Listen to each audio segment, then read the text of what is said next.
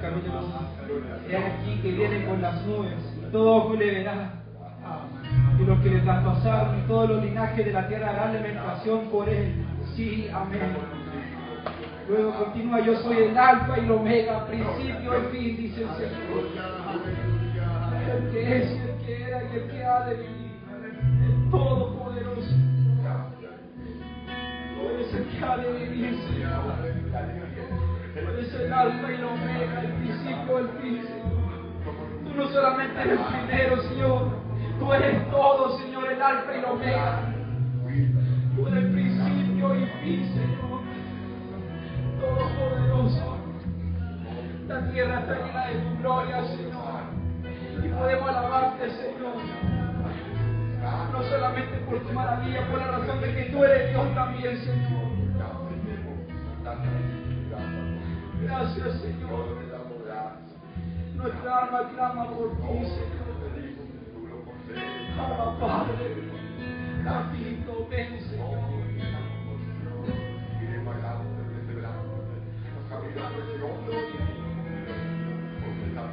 Sabemos que tú vienes pronto y tenemos que preparar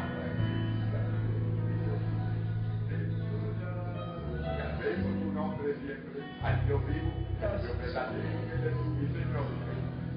Gracias. Dime una vuelta en coro. Gracias, Padre. Gracias por tu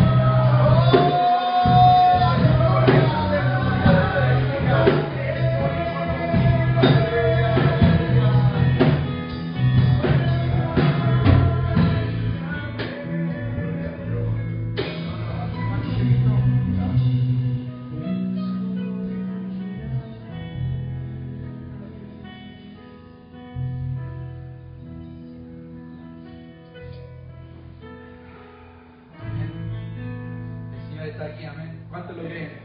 ¿Cuánto le podemos dar un aplauso al Señor? Amén.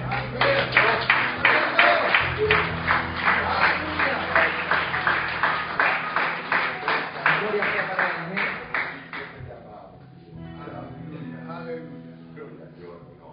Quiero leer una porción de la palabra del Señor, volviendo al tema de que el Señor viene por su iglesia. Amén. Gloria al Señor. El Señor en la ascensión, luego de que los sacó fuera hasta Betania y alzando su mano, el Señor los bendijo. Amén. Y aconteció que bendiciéndole, se separó de ellos y fue llevado arriba en el cielo. Ellos, después de haberle adorado, volvieron a Jerusalén con gran gozo. Y estaban siempre en el templo alabándolo y bendiciendo a Dios. Eso, el Señor nos dio algo que es tan grande, de que el Señor nos dejó algo que es su presencia, nos dejó su gozo, nos dejó la propia alabanza que el Señor dio para que nosotros alabamos a Él, y es para el beneficio de nosotros mismos. Ayer comentamos en la célula de la suprema alabanza, y de que el Señor es digno de toda la gloria, de toda la honra y de la mejor alabanza. Y esto es para el beneficio de nosotros mismos, porque al alabar al Señor nosotros somos llenados con su Espíritu Santo, somos llenados con gozo, con paz, y el mundo no lo entiende, pero es porque proviene de Dios. Yo les invito que alabemos al Señor con toda nuestra fuerza, con todo el gozo, amén. Cantemos con todo el gozo, amén.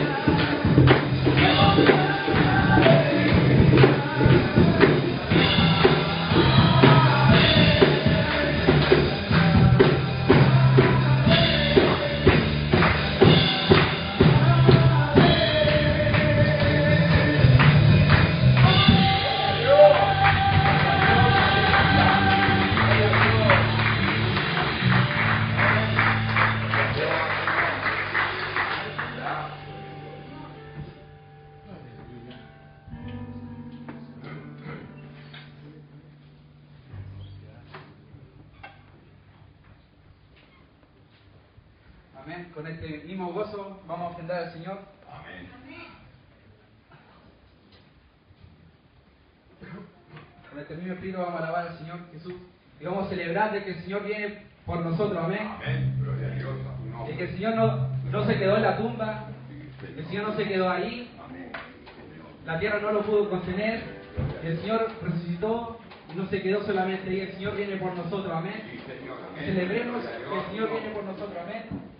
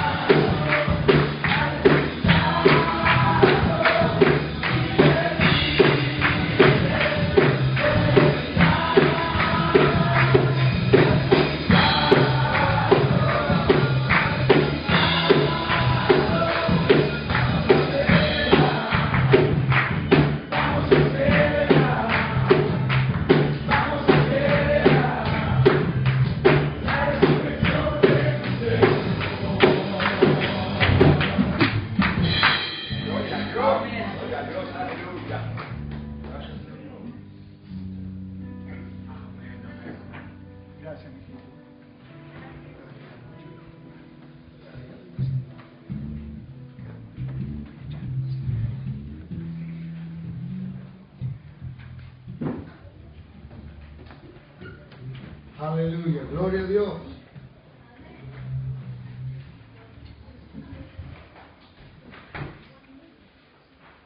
El Señor dijo, si alguno está trabajado y cargado, venga a mí y yo lo haré descansar. Aleluya.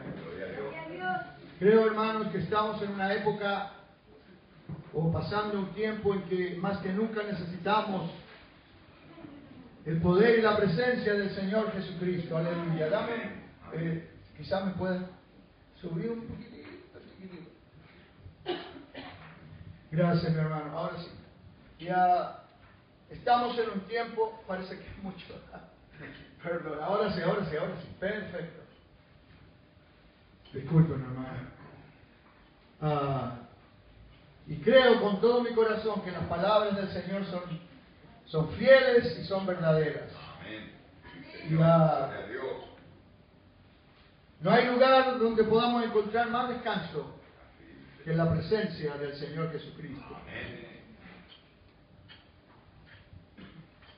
Quiero pedirles, por favor, que me concedan por unos minutos su respetuosa atención, porque quiero hablarles justamente de eso, de la importancia que tiene que nosotros tengamos comunión, que tengamos esa profunda y entrañable amor que viene del Señor Jesucristo, sin lo cual todo está muerto. La mayor parte de las iglesias se vienen abajo por la falta de ese amor, por la falta de ese calor. Uno puede perdonar muchas cosas donde uno está. Quizás que el pastor no predique tan bien, que el coro no sea tan bueno, que el lugar no sea tan lujoso ni tan bonito. Uno puede perdonar muchas cosas y pasarlas por alto. Pero uno no puede vivir en un lugar donde no hay amor. Porque el mismo Señor Jesucristo lo dijo, que cuando nosotros no tenemos amor somos como un metal que resuena y un címbalo que retiñe. Significa, es una bulla, es algo inútil, es algo que no tiene ninguna cosa rica y la gente se va, los corazones se van, las mentes se van cuando no hay amor. Y el Señor dice en su palabra ahí en Hechos capítulo 2, versículo 42. Y perseveraban en la doctrina de los apóstoles, en la comunión unos con otros, en el partimiento del pan y en las oraciones. Esa es la iglesia poderosa. Esa es la iglesia vital que necesita la tierra y que la necesitamos nosotros. Es una iglesia que persevera en la comunión unos con otros. Eso es algo que demanda una fidelidad, un empeño, una protección de que eso continúe, que no sea por un rato, sino que continúe a pesar de las noches oscuras que pasamos, de las pruebas, a pesar de tantas cosas. Necesitamos tener comunión unos con otros. Pero lamentablemente, hermanos, viniendo a la iglesia el día domingo o una o dos veces a la semana, no logramos esa coinonía, no logramos esa comunión, ese calor suficientemente. Por esa razón, yo he insistido tanto en que volvamos al criterio que tenía la iglesia primitiva, a la forma de ser de la iglesia primitiva, que ellos no les bastaba con estar en el templo una o dos veces a la semana, sino que ellos se juntaban en las casas continuamente para apoyarse unos a otros, para compartir el pan, para perseverar en la doctrina, para tener ese afecto entrañable que tanto habla el Señor en su palabra bendita. Porque ¿cómo podemos vivir sin amor, hermanos? Piensen un poco. ¿Cómo podemos vivir distantes los unos de los otros? Entonces tenemos que volver a lo que era la iglesia primitiva. Si nosotros queremos tener los efectos que tenía esa iglesia tan poderosa, tenemos que volver a lo que hacía la iglesia primitiva. Y estoy hablando, hermanos, el método tan sencillo que ellos usaban, el método tan, podríamos llamar, que todos lo podían practicar, y era el método de trabajar y tener comunión en la casa. De tener comunión no solamente en el templo, sino también en las casas. Y ustedes pueden ver, hermanos, que Muchas veces la Biblia nos habla de que tenemos que volver a las sendas antiguas. Hoy por hoy nos hemos puesto muy egoístas, hermanos míos, muy preocupados solamente de cada uno de lo suyo propio, como habla el apóstol Pablo. Dice que cada cual está preocupado solo de lo suyo propio y no lo que es de Cristo. Pero cuando nosotros podemos abrir nuestra casa o podemos asistir a otra casa donde están 2 o 3 hermanos, 5 o 10, para compartir el amor, un pan, una palabra, una oración, las cosas cambian y empezamos a ser como eran la iglesia primitiva. Aquí hay un secreto y hay algo profundo en eso. Entonces, yo quiero, amados, que comprendamos de que la iglesia primitiva nunca se preocupó tanto de los edificios. Ellos no tenían edificios hasta casi cerca de 300 años después de que se formó la iglesia. Y cuando se hicieron los edificios empezaron a haber problemas, porque se enfatizaba más en el edificio que en ganar y en edificar las almas. Entonces, tenemos, hermano mío, que ver cuál era el corazón de la iglesia en el principio. Quiero volver a repetir algo más, y dice en el Hebreo capítulo 10, versículo 24 y 25, y dice: y considerémonos los unos a los otros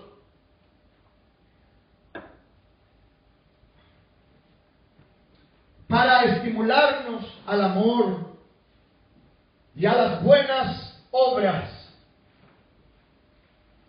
Hay personas que tienen tanto amor de Dios en su corazón, y donde llegan, donde van, como que impregnan el ambiente con ese perfume de enamoramiento de Dios. Están pasados de oración, están pasados de la palabra, y donde van, ellos influencian y estimulan a la gente con el amor. Pero Dios nos ha dado este amor no para esconderlo en un rincón, sino que nos ha dado este amor para ponerlo encima de una montaña que alumbre a toda la gente. Y aún más dice, ahí en Hebreos dice, capítulo 4, un poquito, capítulo 10, dice: no dejando de congregaros. ¿Ven? No dejando de congregarnos.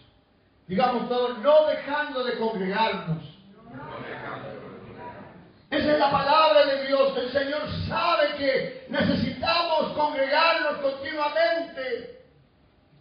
Necesitamos estar juntos.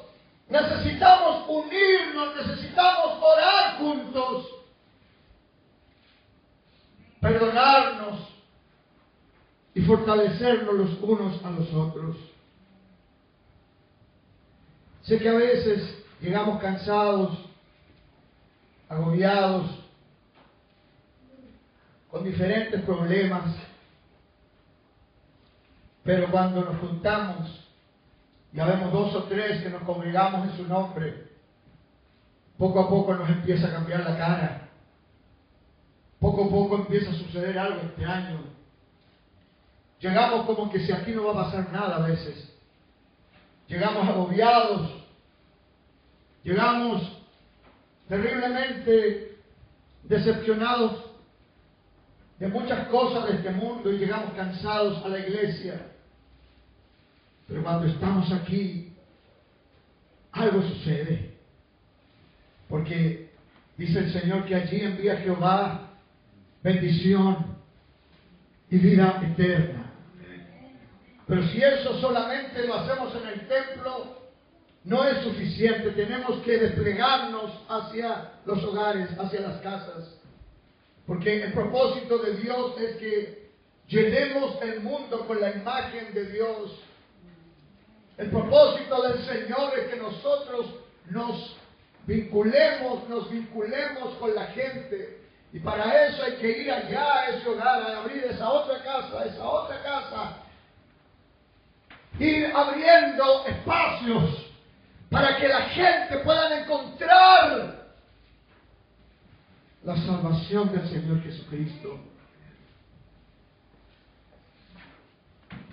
Entonces, amados,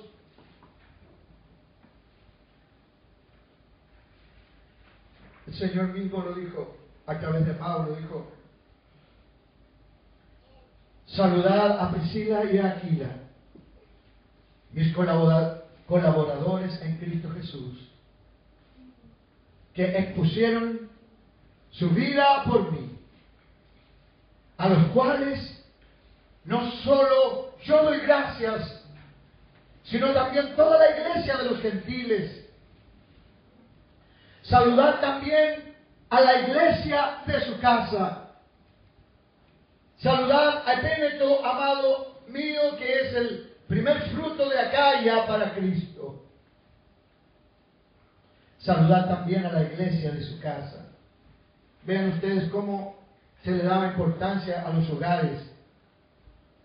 Entonces, ese es el modelo apostólico. Ellos trabajaban en público, donde se juntaba todo el mundo, pero también tenían muchas reuniones en las casas. Y el mismo apóstol Pablo dice: y como nada que fuese útil, he rehuido de anunciaros y enseñaros públicamente y por las casas.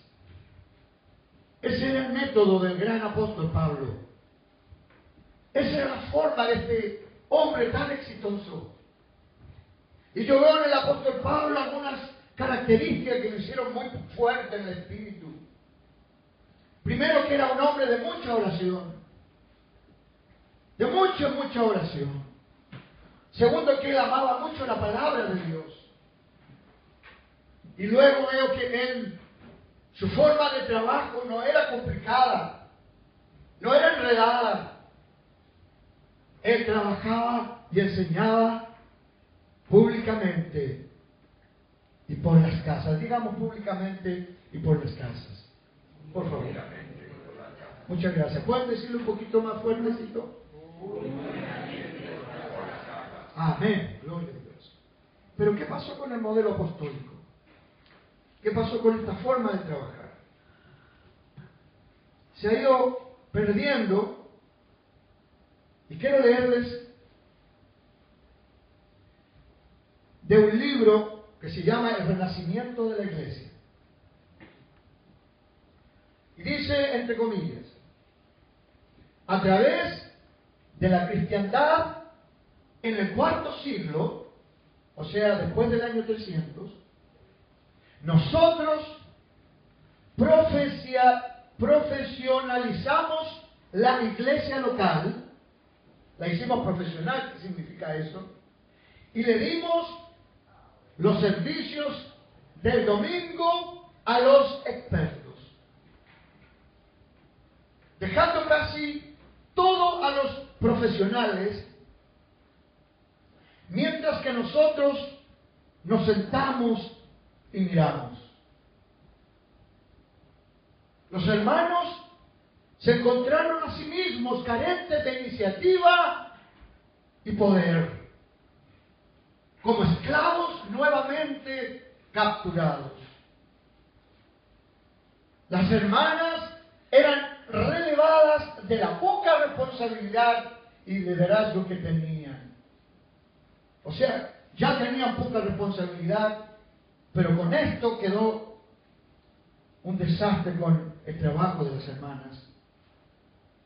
Y todos los hermanos se encontraron de súbito que los cultos del domingo eran distantes de sus vidas personales y de sus preocupaciones. Y ellos cayeron dentro de una cristiandad para espectadores, donde la soledad no termina en la iglesia, sino que al contrario empieza allí. Vean ustedes lo que escribe este hombre ahí en su libro El Renacimiento de la Iglesia.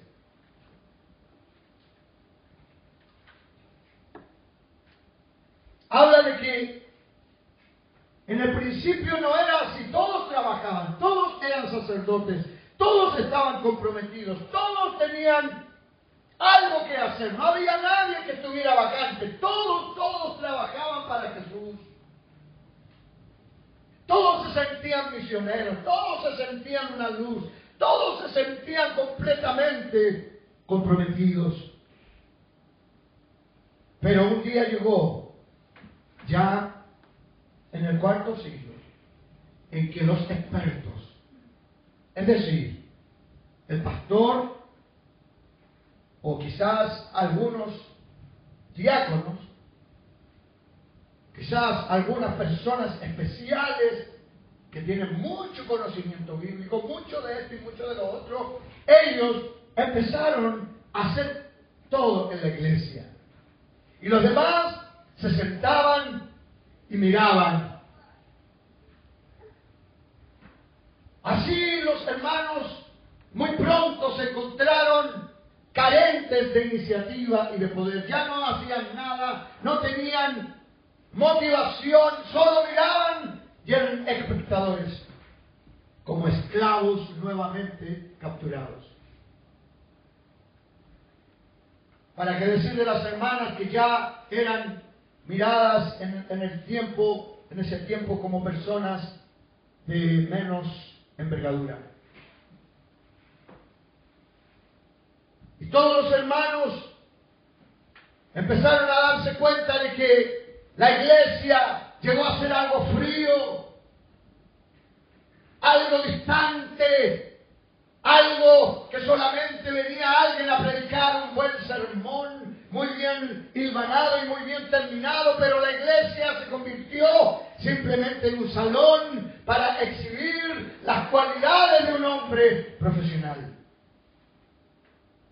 Y así fue que la iglesia se convirtió en un salón de espectadores, de gente sola, que llegaban de la soledad y se encontraban que en vez de empezar el amor, empezaban a vivir una soledad aún más profunda que antes. Amados, el corazón de la iglesia ha llegado a ser el día domingo. El día domingo ha llegado a ser todo en la iglesia. No importa lo que tienen en sus corazones, sea la alegría más grande o el dolor más devastador, los hermanos no lo pueden compartir durante el servicio. Porque hay más de 100 personas, 200 personas, el tiempo corre, no se les puede dar oportunidad a cada uno, si no terminaríamos a las 3 de la mañana, hay que hacer todo y está bien. Para el día domingo está bien. Pero esa no es la vida, el día domingo no es la vida. La vida son las 24 horas del día y los 7 días de la semana. Porque Dios nos ha llamado a nosotros para vivir cada minuto, cada segundo y cada momento de nuestra vida. ¿Están de acuerdo, hermanos? Entonces, la confraternidad y el amor llegó a ser limitado solamente para el servicio del domingo. Entonces, empezó un problema grave, hermanos. Y el resultado de esto lo vemos cuando consideramos que la tercera parte de las iglesias en América, imagínense, estamos hablando de la tercera parte, son miles y miles de iglesias, no crecen más, y eso es el tope de hablo, que 80 personas. Otra tercera parte no excede 150 miembros. Eso es el tope. Y el 25%, un poquito más.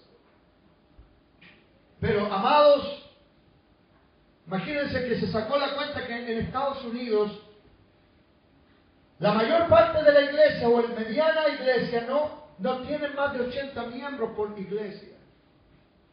Son un desastre, hermanos. Usted ve un partido de fútbol, hay 80,000 personas. Vaya a ver la iglesia, 80 personas como máximo. Y se pierden con una piedra en el pecho porque hay 80. Siempre son 40, 30, 20. Son tristes situaciones que han venido como producto de que la gente ya no encuentra la respuesta en medio del seno de la iglesia por causa del distanciamiento. Estamos como simplemente en una sala de clases, cantamos unos coros, después nos vamos. Y eso sería hasta la próxima semana.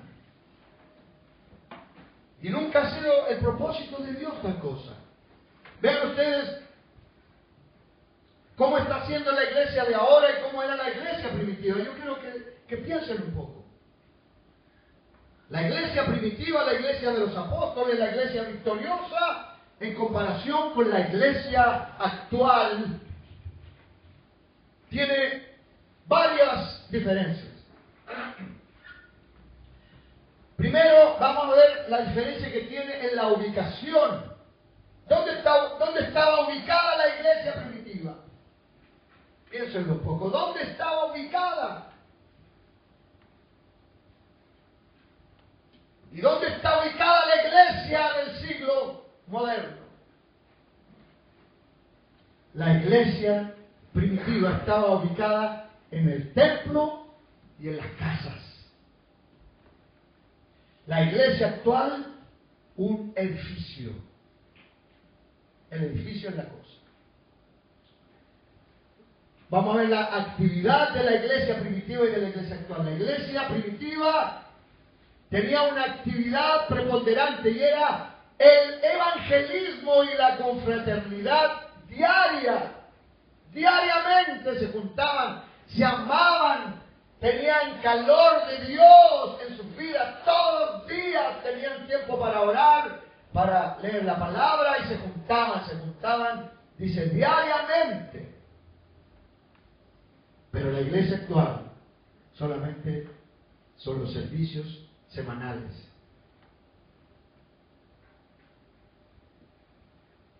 Vamos a ver la confraternidad en la iglesia primitiva y en la iglesia actual. La confraternidad en la iglesia primitiva era íntima. Se miraban cara a cara, se abrazaban, lloraban juntos, se reían juntos, comían juntos, oraban juntos, peleaban juntos y se reconciliaban juntos. Pero había una unidad profunda. Ahora, la confraternidad es impersonal. Nos levantamos de aquí, cada uno se va con su problema a la casa y nadie sabe. No hay tiempo, porque tenemos que irnos a la casa. A veces conversamos, pero cada uno conversa con su... Somos como el grupo de Toby y Lulú. Cada uno tiene su grupito ya, sus amigos, y con ellos se juntan. Pero los demás quedan solos. Solos. Las relaciones en la iglesia primitiva eran cercanas. Se ayudaban los unos a los otros. Pero la relación en esta iglesia de este tiempo es distante y despreocupada. Cada uno, si el otro se murió, se murió. La fuente de apoyo en la iglesia primitiva era de uno a otro, eran profundamente ligados unos con otros. Y unos se apoyaban uno a otro. Pero ahora, ¿cuál es el apoyo? El pastor. El pastor tiene que venir. Pastor, usted me va a ir a ver, usted, esto, el pastor. El pastor es el hombre de apoyo. Antiguamente eran todos que se apoyaban unos a otros. La tarea del ministerio o de los que de los que trabajaban, ¿cuál era? En la iglesia primitiva era servir al cuerpo.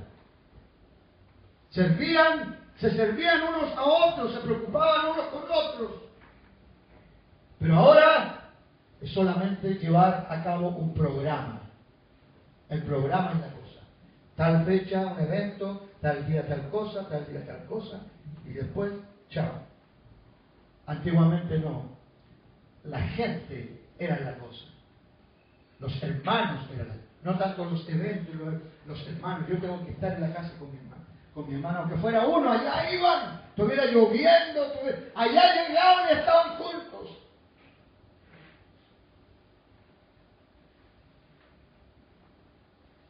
El deber del pastor, ¿cuál era antiguamente? Equipar a los santos para que sirvan. Que todos sirvan. ¿Cuál es ahora la actividad del pastor o del ministro? Predicar sermones buenos. Y uno dice, ¡oh, qué lindo el sermón! ¿Y de qué te sirvió? No sé, pero estaba bien bonito, mírate.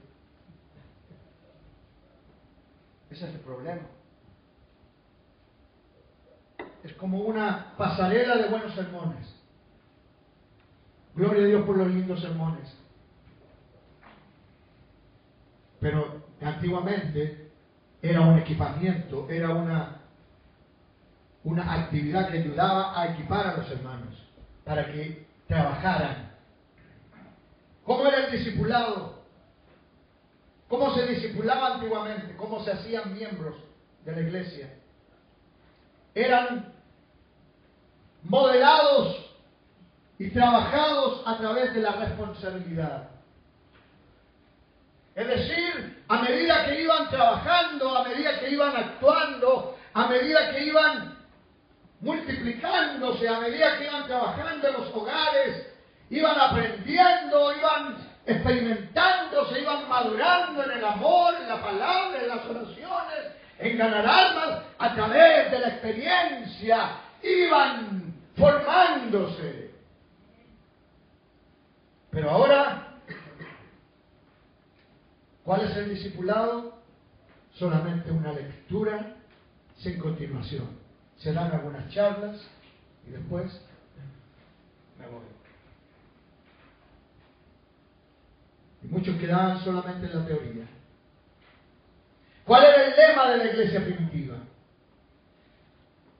Vayan, como el Señor mismo dijo, vayan por el mundo y hagan discípulos. Ese era el lema. El mismo Señor les dio el lema. ¿Cuál es el lema de ahora? Venga a la iglesia y crezca como pueda.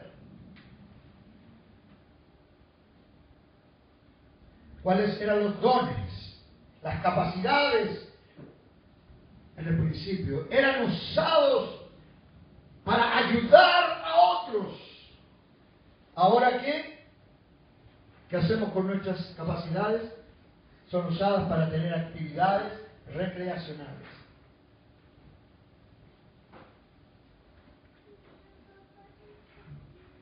¿Cuál era la fuente de los ministros? ¿Cuál era la forma en que ellos se llegaban a desarrollar como ministros? Se parece un poco a lo que dije delante. Ellos se desarrollaban en medio de los grupos, en medio de las casas, en medio de la iglesia. Ahora son especialistas de seminario, son predicadores de salón.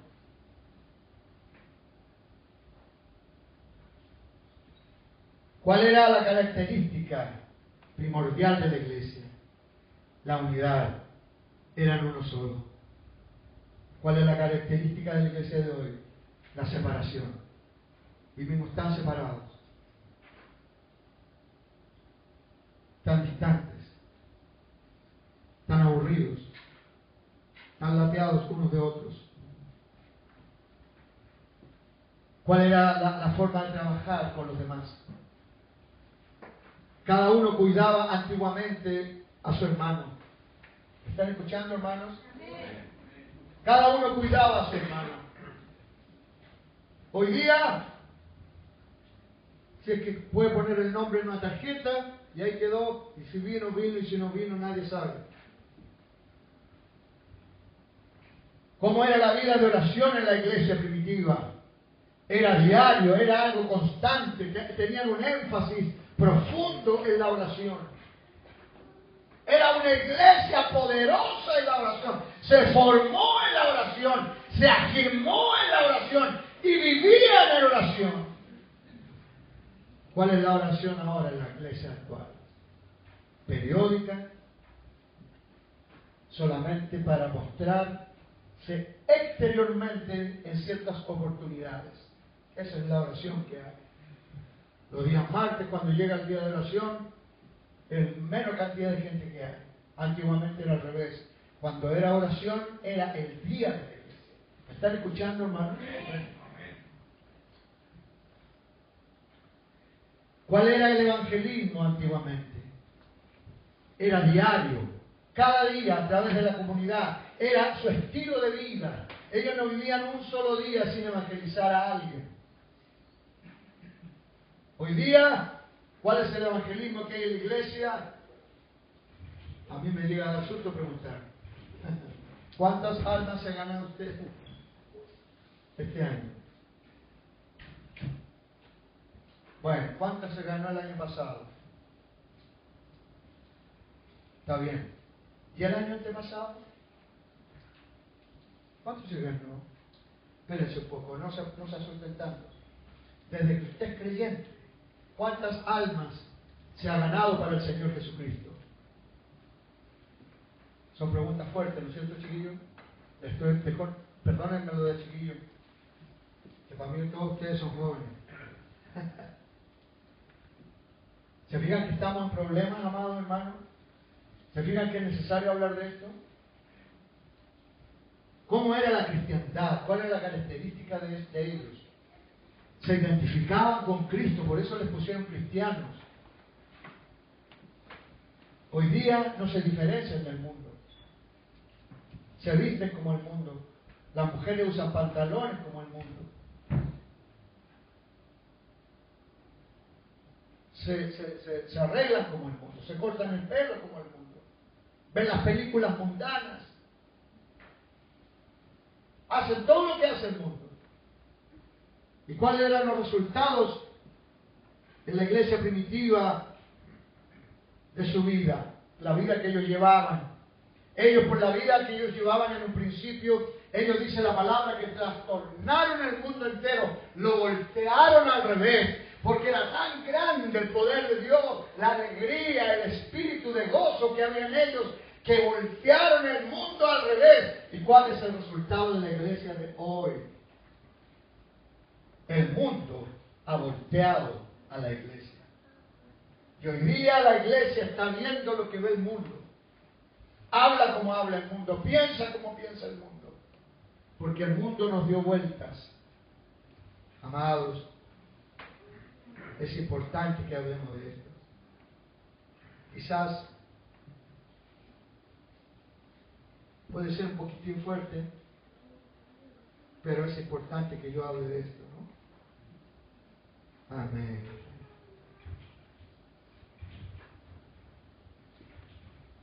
Amados míos, yo quiero hacerles una pregunta. ¿Ustedes creen realmente que nosotros podríamos cambiar un poquito?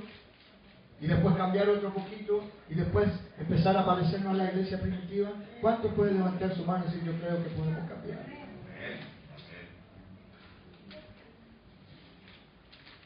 Pastor, ¿qué paso podemos dar? Miren, les voy a decir algo. Si usted siempre hace lo que siempre ha hecho, usted siempre obtendrá lo que siempre ha obtenido. Pero si usted hace cosas que nunca ha hecho, va a haber cosas que nunca ha visto en su vida. ¿Cuántos me entendieron? ¿Qué les parece, hermanos, si le decimos al Señor Jesucristo, basta ya, vamos a empezar ahora vamos a empezar a hacer cosas diferentes, ahora vamos a empezar a hacer algo que realmente va a empezar a trastornar al mundo entero? Amén. Vamos a romper con el tradicionalismo. Vamos a romper con la tradición. Vamos a romper con el miedo. Vamos a romper con toda esta vida de arrinconamiento y de temor. Y vamos a empezar a tocar. Yo voy a abrir mi casa, pastor. Yo abro mi casa. Ya no quiero más. Yo voy a abrir mi casa.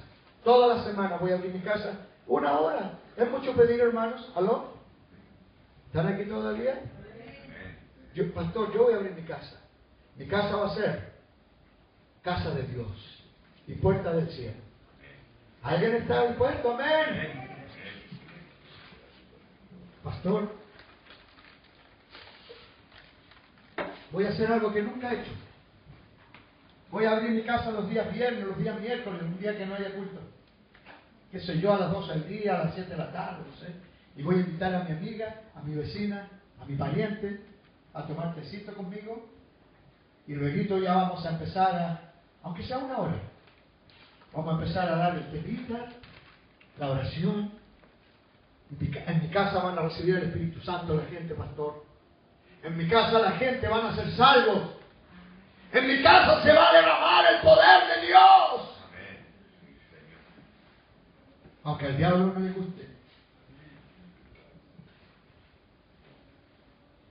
Amén. Voy a empezar a discipular a la gente. Voy a meterme en el plan de Dios.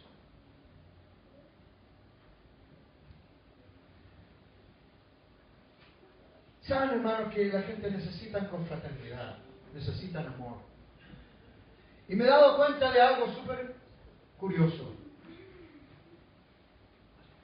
Cuando uno da amor, aunque sea poquito lo que tiene, el Señor se lo multiplica. Cuando uno comparte el gozo que uno tiene, por poquito que sea, el Señor se lo multiplica. Y lo más tremendo es que cuando uno abre su casa para que sea una puerta del cielo, uno, los primeros que invita son a sus hijos, a su esposa, a su esposo, qué sé yo. Son los primeros beneficiados. Y empiezan a recibir bendición en su propia casa, a través del papá o a través de la mamá. Y luego ven otra persona y otra persona, y la bendición viene en su casa. Sus hijos empiezan a recibir vida. Usted empieza a recibir vida. Usted sale de esa vida de cesantía, de esa vida de infructuosidad. Y Dios le empieza a usar. Y empieza a fluir la vida a través de sus venas, a través de su espíritu. Amén. El peor problema que hay cuando nos arrinconamos con el miedo y nos quedamos paralizados en un rincón y nunca hacemos nada. Algún día lo voy a hacer. Miren, hermano, quiero decirle algo.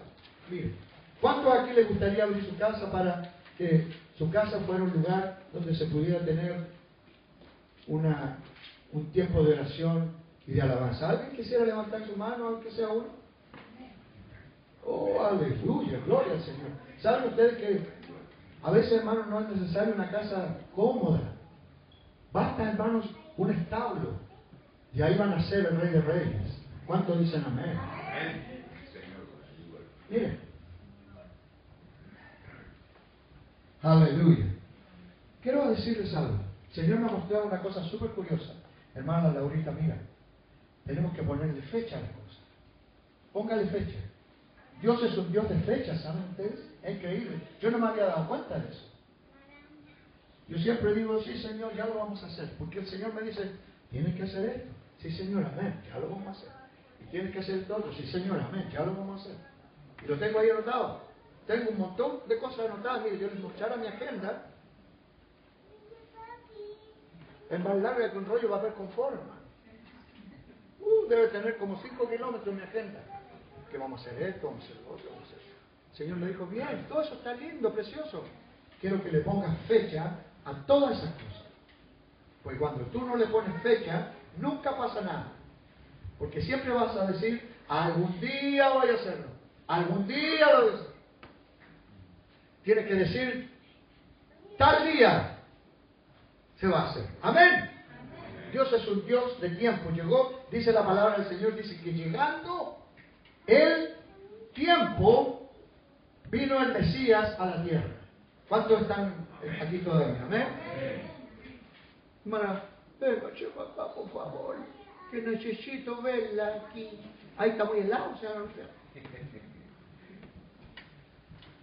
Miren, cuando usted le pone fecha a algo, usted se compromete espiritualmente, Dios se compromete, los ángeles se comprometen, todo se mueve para efectuar el asunto en tal tiempo y en tal hora, y las cosas resultan.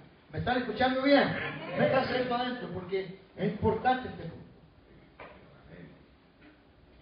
Porque una vez mi madre me enseñó algo muy sabio. Me dijo, hijo, yo quiero que tú seas práctico, yo quiero que tú realices las cosas.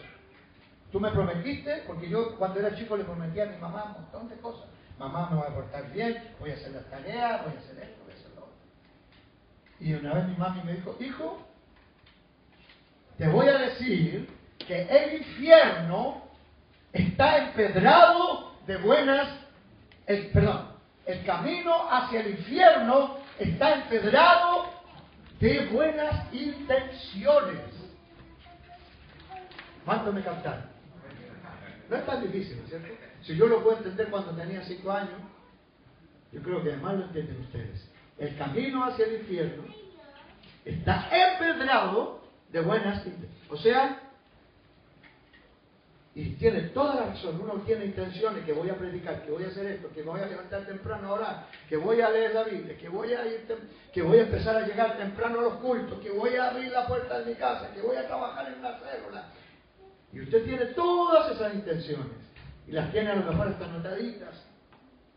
Pero el Señor dice, cuidado, porque el pecado está en el que sabe hacer lo bueno y no lo hace. Tremenda palabra de Dios. ¿No estás de acuerdo conmigo, Dani? Entonces, ya el Señor no quiere que nosotros nos sigamos mirando las caras entre nosotros mismos, los mismos de siempre. Aunque me encanta mirárselas, sobre todo a mis amigos, a mis amigas, a mis hijos. Me encanta, eso no está malo para mí. Pero queremos caras nuevas. Queremos almas nuevas. Porque todo lo que no crece se muere. ¿Entienden? Todo lo que no se desarrolla muere. Y la iglesia también muere. Si las células de tu cuerpo, mira lo que te digo, las células de tu cuerpo dejan de multiplicarse, ese día tú empiezas a agonizar y te mueres. Ese es el proceso de la muerte. Ya no hay más capacidad para vivir. Todo queda estancado y se envenena todo, se muere todo y se acaba todo.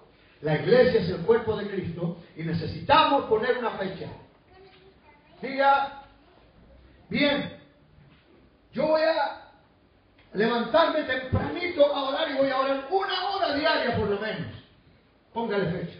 ¿Cuándo va a empezar? ¿Qué día estamos hoy día? ¿24? ¿22? Ya. Perfecto. 22. A ver. Señor, ¿cuándo voy a empezar? No quiero más que voy a empezar algún día, que algún día, que algún día, que algún día. Igual como decía el cantante, un giorno tornerò, María del Paraná, ojalá. Bueno, esa canción es más antigua que... Y nunca volvió María del Paraná, hermanos.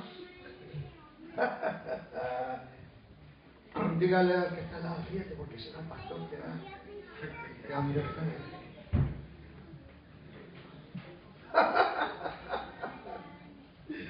¿Saben que cuando uno no pone una fecha, hermano, nunca lo hace? Jamás lo hace. Ya, diga, Señor, voy a empezar a orar más temprano, pero tal fecha. Anótelo. Y ora al Señor. Diga al Señor, de una vez voy a empezar. Es que hay algunos que dicen, es que voy a orar primero, voy a... Oh, hermano, usted ya ha orado 50,000 veces. Por lo mismo el Señor te está diciendo, ya está todo listo. Está todo preparado. Tu bendición viene, pero tú tienes que dar el día y la hora que vas a hacerlo. ¿Sí o no, hermanos? Amén. Entonces, di el día y la hora que vas a empezar a hacer culto en tu casa. Voy a empezar la próxima semana.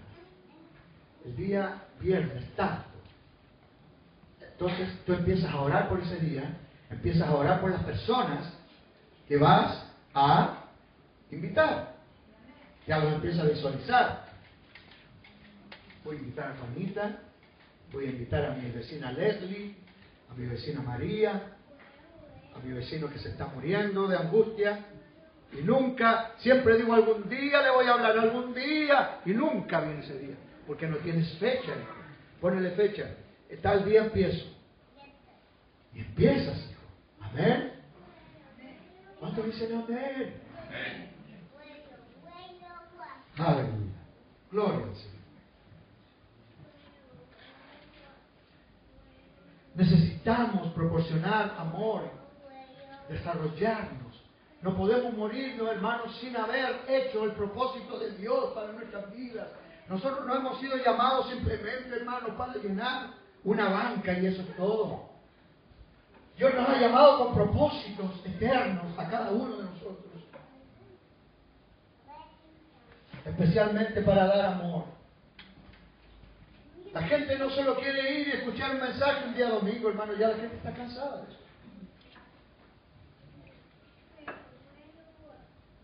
Un mensaje muy lindo, viene el ganadito, de tal parte dijo esto, de tal parte dice lo otro, de tal parte dice lo otro, de tal parte... ¡Wow! Lindo, lindo. Después se van a la casa. Oye, ¿qué habla? ¿Te acordás lo que predicó el miércoles? Y el jueves, ¿qué predicó? No sé, pero estuvo bien bonito, ¿sí? Estuvo lindo. ¿Pero qué? ¿Qué te dio? ¿Qué te dejó? ¿Qué te cambió?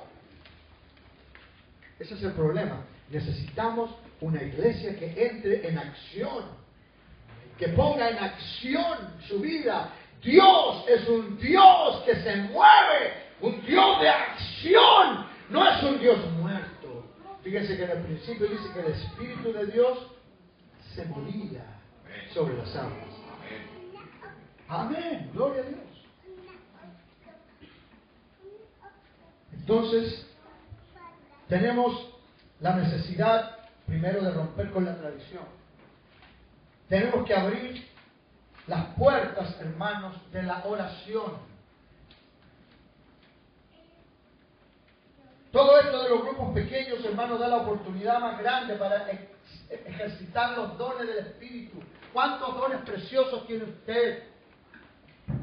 No estoy hablando simplemente de profetizar, aunque eso también es muy lindo. Pero a veces uno no se atreve a ejercitar sus dones en la iglesia. ¿Por qué? Porque yo todo el rato estaba hablando yo. Y está bien, en el templo es así. Es normal en el templo. Pero esto no es la cosa crucial. La cosa crucial es cuando usted se convierte en un ministro de Dios. Ahí empieza la vida en usted. Yo simplemente soy un hombre, ¿sabe lo que hago yo? Yo soy como un sirviente, hermanos, como un esclavo. Y yo lo que hago con ustedes, que son los sacerdotes de Dios, los reyes de Dios, los profetas de Dios, yo lo que hago con ustedes, ¿saben lo que es? Yo les lavo los pies, ahora aquí, les doy ánimo, les levanto la mano, les doy palabras de ánimo, pero ustedes tienen que hacer la obra grande, la tierra.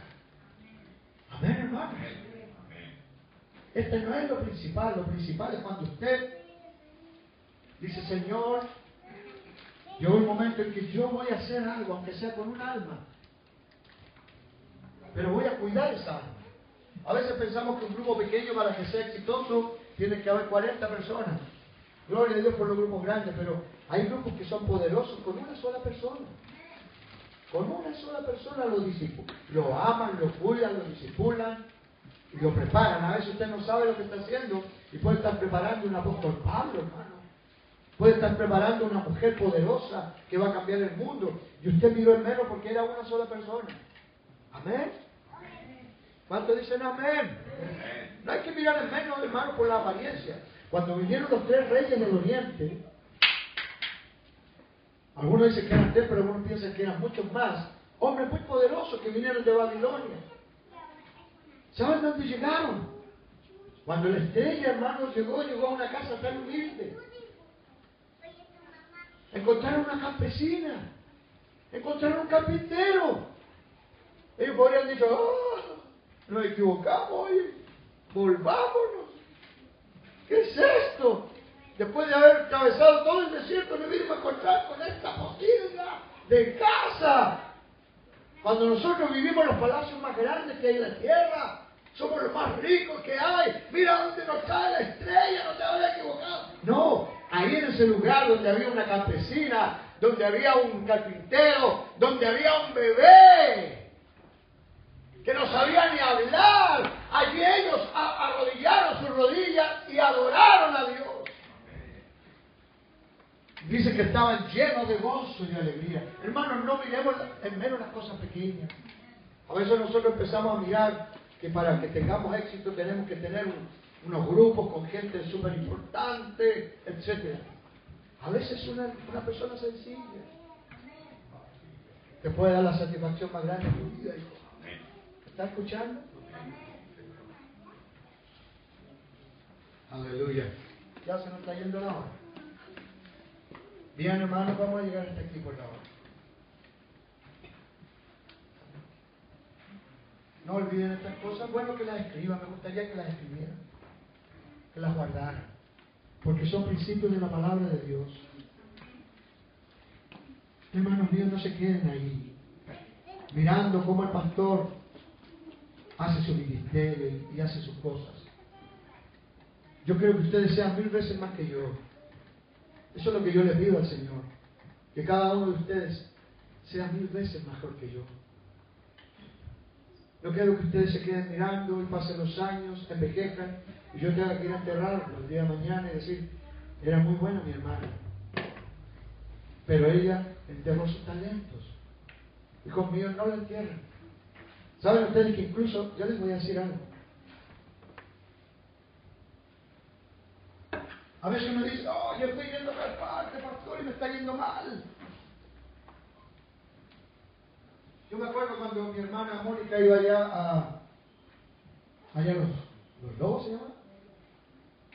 Ella sufrió mucho, ¿no es cierto? Tenía que llegar lloviendo allá, me acuerdo cuántas veces se llama Jalita, ¿se acuerdan? Nunca me olvido. Llegaba allá y tenía su grupito. Pura gente nueva casi. Tenía la pura vez, si no más creo que era la mano. Y todos los demás eran nuevos.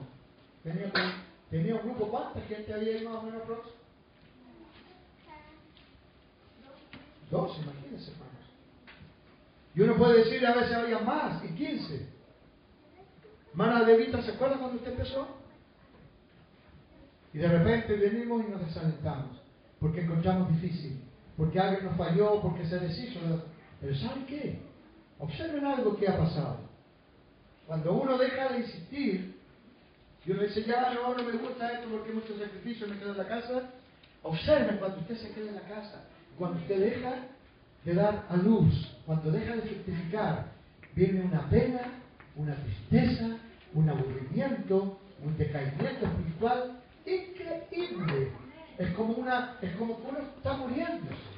En cambio, cuando uno va, no importa que uno lo cometee, como el apóstol Pablo, que lo apalearon, lo tiraron para afuera de la ciudad, puros palos, lo metían preso. ¿Qué es lo que no hacían con esta pobre criatura? Pero él decía que era el hombre más feliz de la tierra, porque hermano, no importa que a veces no nos vaya bien, no importa que a veces la gente no nos siga, no importa que la gente a veces nos menosprecie, pero cuando hacemos la obra de Dios, viene un gozo en el alma por el hecho de obedecer a la palabra de Dios. ¿Sí o no, hermanos? Mira, observa, yo te veo algo. Mira. A veces el gozo más grande que uno tiene es cuando uno pasa la incomodidad más grande de la vida. A veces cuando tenemos auto y esto y lo otro nos ponemos tan cómodos que ya no nos queremos ni siquiera mojar. Y nos ponemos tristes, nos empezamos a morir. Pero cuando nosotros compartimos el amor con alguien, a lo mejor tenemos que tomar una micro, a lo mejor tenemos que ir a un lugar lejos, a lo mejor tenemos que mojarnos, pasar hambre, a lo mejor tenemos que entrar en una casa donde, perdonen, yo sé que aquí no hay, pero a lo mejor tenemos que entrar en una casa llena de pulgas, de piojos. donde a lo mejor lo único que tiene es un vasito de agua por ofrecer. Pero yo te quiero decir que allí es donde vas a ver la gloria de Dios de la manera más grande que tú te puedas imaginar. Amén.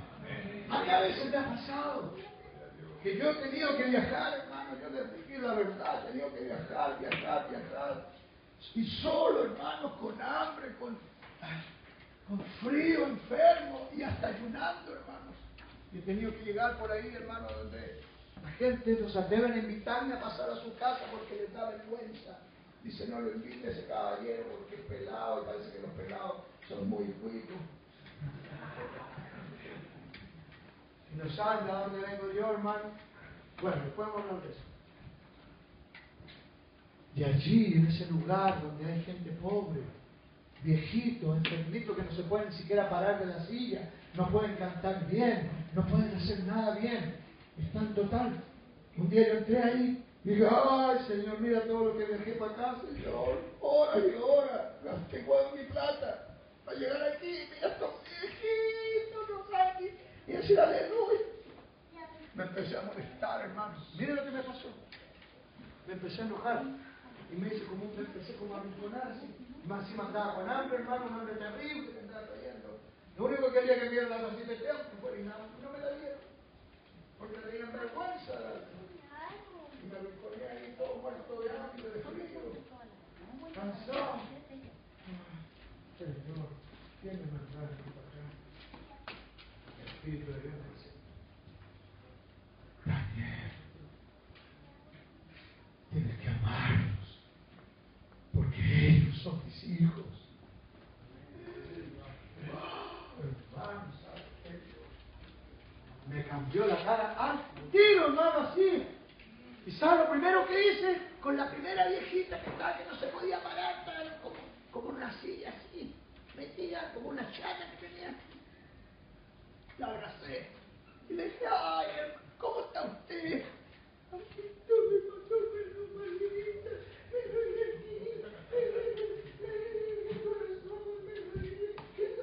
Me empezó a contar todo. Y yo le dije, oh hermana, le dije, usted también tiene que ganar mucho por mí.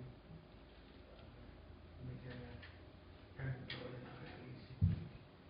Se me está cayendo el pelo. ¿Qué salió de mí? Estuvo riendo. Después a ver otro que, ¿sabes qué? A los 5 minutos nos estábamos riendo todos.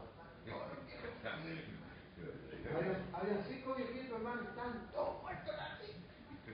Ya no le importaba ya si tenían dientes o no, pero estaban matados. Y vino el Espíritu de Dios. Sentí que vino la presencia de Dios, hermano, y vino un espíritu de alegría. ¿Y saben qué? Después empecé a hablar la palabra del Señor. Yo les prometo, hermano, que vino una unción tan grande a mi vida. Hablé y enseñé como que, no sé, como que me creía casi el apóstol Pablo, porque había una gracia de Dios tan linda, hermano, como Dios vino a ese lugar. Y ahí me di cuenta que nunca tengo que mirar menos lo poquito. Jamás. Porque Dios se manifiesta en lo pequeño. Amén, hermano. Vamos a ponernos de pie. Póngale fecha entonces. Diga cuándo va a empezar. Y no le pido que ponga 4 horas. Mire, sí, 1 horita nomás en su casa. Y eso va a hacer una diferencia tan grande. Amén. Gloria al Señor. Haga planes, pero todos los planes al ladito póngale fecha. Tal día, tal hora. ¿Me están escuchando? Amén. A ver si los músicos pueden correr por acá un poquito.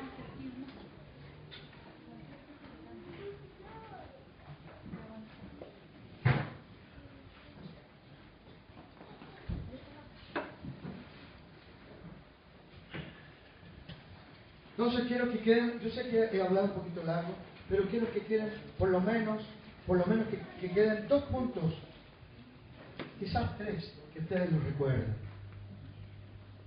Que la gente necesita compañerismo y amor. Y necesitamos abrirnos y no estar aquí solamente en el templo. Está bien que estén, porque si quitamos el templo también estaría mal, porque ellos también trabajaban en el templo. No digo que es malo el templo está bien, pero necesitamos abrirnos en las casas para dar amor, para dar compañerismo. Segunda cosa que quiero decirles, que ponga fecha a todos sus planes. No los deje simplemente en una tarjetita, en una hoja, en una agenda. Póngale una fecha al lado. Amén. Gloria al Señor. Amén, amén, amén. Bien. Quiero también anunciarles, antes que toquen los músicos, el día miércoles, el miércoles que viene, vamos a tener un retiro solamente de líderes. El miércoles, no lo vamos a tener sábado ni domingo. El miércoles vamos a tener una oncecita aquí esperándolos. Tecito, cafecito con un sándwich. O quizás un quequito. O sopaipilla. ¡Ay, qué rico sopaipilla! Me dijo la hermana Miriam. ¡Aleluya! Entonces, vamos a tener sopaipillitas con pebre. Todos los que trabajan en la obra, bienvenidos. Amén. Aleluya. Pero las sopaipillas las vamos a dar al final para que se quede. No. Si tiene hambre le vamos a dar al principio. No hay problema. Queremos pasar un buen tiempo, ¿ya? Queremos conversar. Queremos tener confraternidad de ministros y de gente que trabaja. No solamente los que predican, todos los que hacen algo en la obra del Señor. Amén, amén. Amén, hermano. ¿Cuál vamos a cantar?